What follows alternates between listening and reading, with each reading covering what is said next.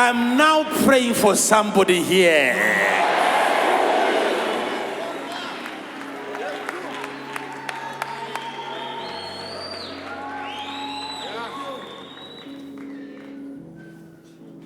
If you ask some of those people, I've been doing it. It's not like I've started doing it now. Even during those days when I was broke, if a person comes to me and he wants to bless me with anything, I would ask God. God, are you supposed to be blessing this person? Not me. I'm blessed already, but him. Because after he has given me anything, then there's no any other excuse. You have to bless the person. So get what I'm talking about here.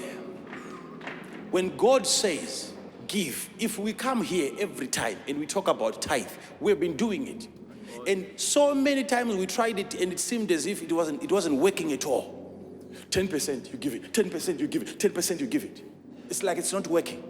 But you become skillful even in tithing.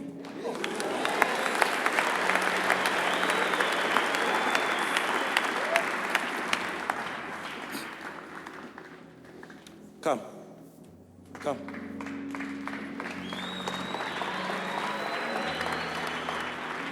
Stand up.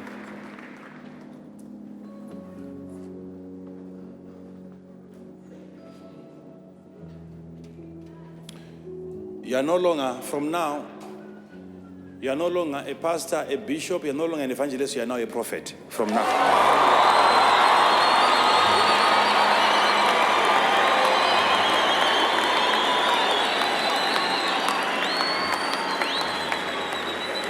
I'm commanding you to start to see now.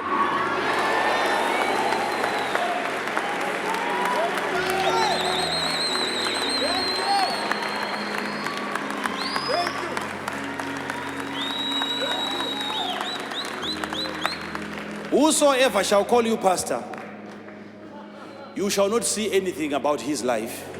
But whosoever shall call you prophet, the moment he calls you prophet, you will see into his life.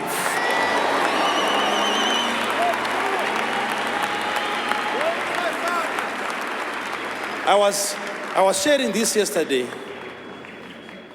that now I'm starting to raise prophets and men of God. So what I'll do is that, listen, let me show you the puzzle. Can I show you the puzzle? Yes. I said what I would do is that, by the grace of God, because God has given us that mandate to ordain and to appoint and to raise.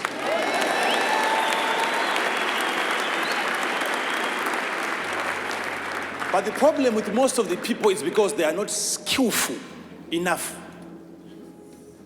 They get a gift, they jump into utilizing the gift, but there's no skill. You can look at a person, you can see the man is trying, but there is no skill. The man is not appealing. There's no weight.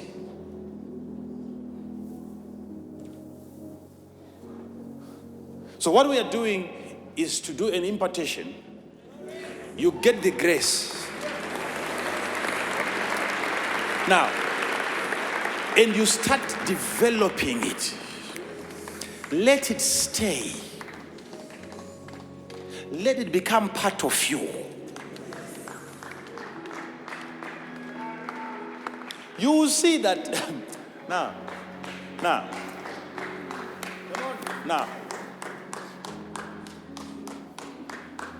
Look at me. This is the puzzle, like I was saying. If by the grace of God, God says, if he says, raise this man, and I raise this man by the grace of God, and God gives him the grace to minister. Now, it is not able to properly align himself with the plans of God. Because so many people, they do that when they get power. They allow the power to control them instead of them controlling the power.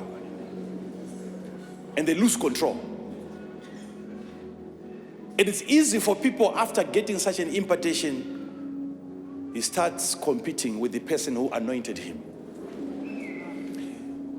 And when you do that, I, the same person, because I will still be around to raise another person, much more powerful than you. And I wait for you until you get proud again. And I get into the next person.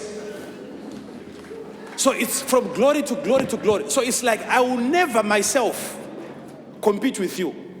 I will raise somebody who can give you tough times.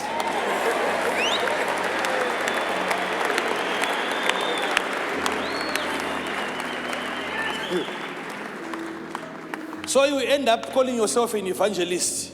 There will be another evangelist who can really evangelize.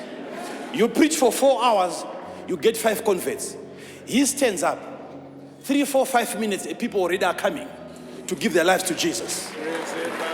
You see, you call yourself a prophet, and we raise another prophet, and yours is just a title, but you can't see. All you do is, there is somebody here with a headache.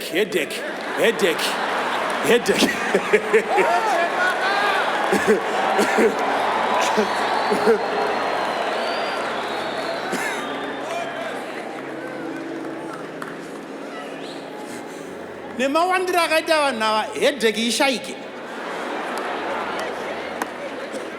Ayo, akada kuti vhara kumana. Tuda skill.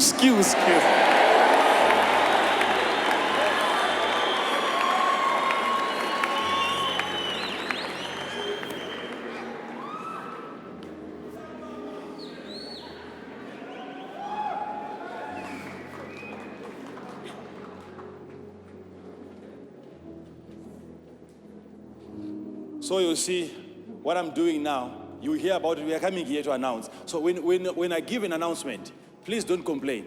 I will tell you here that we are going to call upon people that we've been training. You were not even aware of it. We'll call them, and then we are going to dispatch.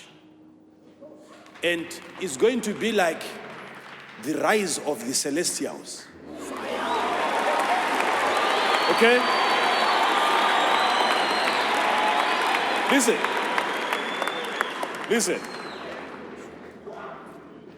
It's not like I'm going to release people into ministry. I'm going to release spirits.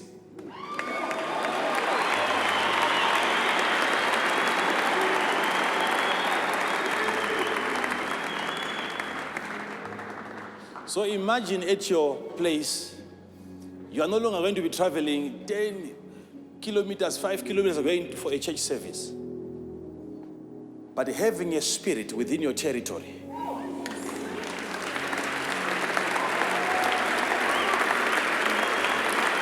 And you start recording testimonies that you have never recorded before.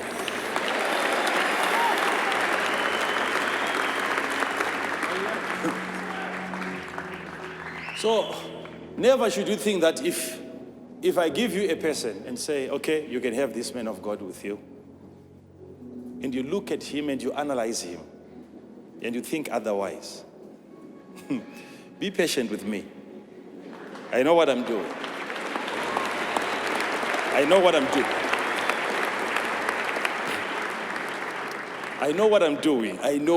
doing.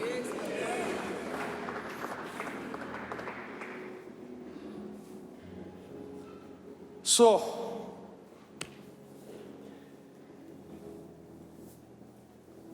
when the grace of God comes upon you and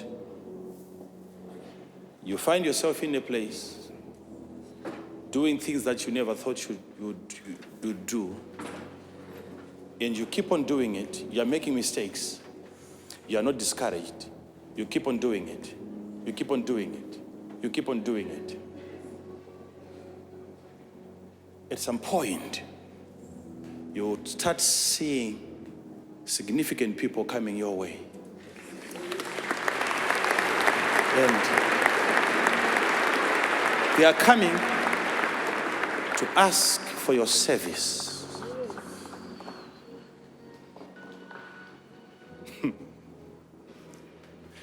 So you are not going to be, it's not like all of you here are going to be pastors. It's not going to happen. But the way you do business, it becomes a calling.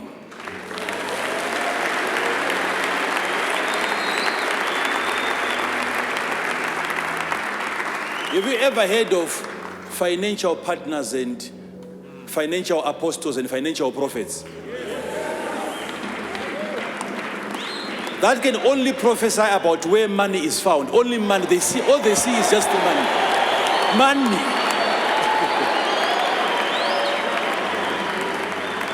Izwe kuti anonzi ninga anogara pakati ndeimwe nyaya chake chaanongona pane mari chete anoinhonga.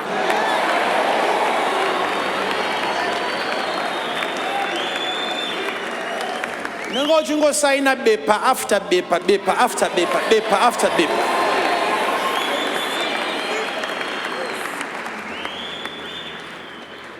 So zvimwe zvese zvitosirawo vamwe vanonge vachiitawo izvi.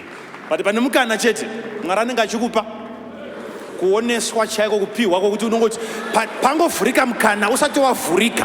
You are the first to know. You are the first to know.